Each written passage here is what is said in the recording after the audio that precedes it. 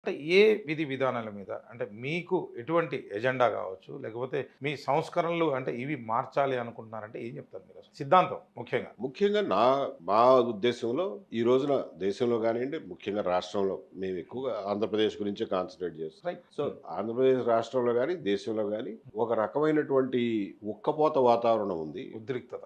ఉద్రిక్తత కూడా ఏమి లేదు. హ్మ్. రాజకీయంగా ఉద్రిక్తత ఏమి లేదు. హ్మ్.